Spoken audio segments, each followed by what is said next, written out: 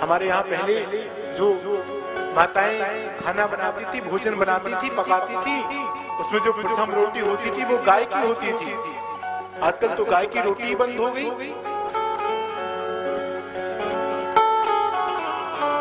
उसी में एक रोटी कुत्ते की भी होती थी। आज सब बंद हो गया महाराज। कहां जा रही है हमारी भारतीयता? क्या प्रभाव है इन ग्रंथों का, इन सत्संगों का?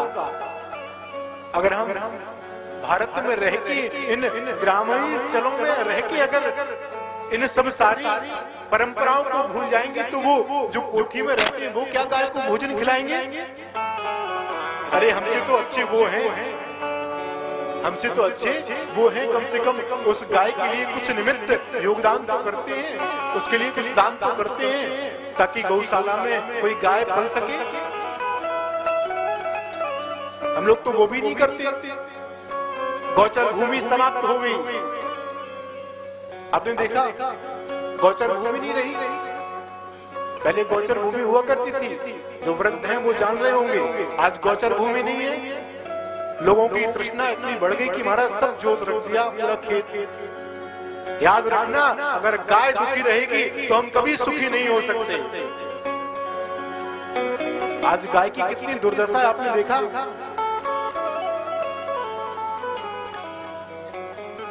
अगर हम लोग ही अगर प्रयास नहीं करेंगे तो सनातन में हमारी गाय भगवती पूज्या है, गौ माता।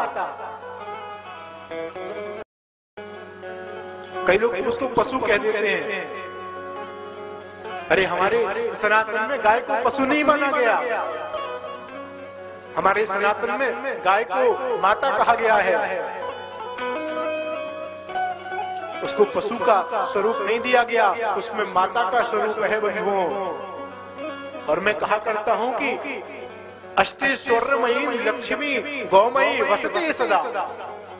अगर ये यज्ञ, ये भागवत अगर हम लोग चाहे लें तो आप लोगों को तो गाय पालना ही पड़ेगा। लेकिन आज हम लोग स्वयं उससे विमुख होते जा रहे हैं। अभिषेक करवाते हैं लोग, पैकेट के दूध का रुद्राभिषेक करवा लेते हैं। अरे क्या पुण्य मिलेगा आपको?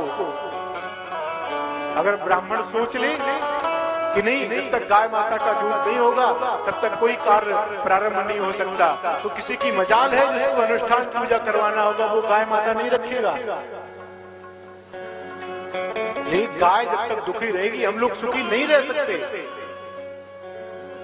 इसलिए हमें सनातन धर्मियों को याद रखना चाहिए। गाय माता, अगर आप सुन लेना, संतों से पढ़ लेना कि गाय प्रत्यक्ष देवता है कलयुग में। आप कुछ नहीं कर पाते तो केवल एक देसी गौ माता का पूजन, उसकी सेवा करो, सारे कोई कष्ट नहीं आ सकता जीवन में।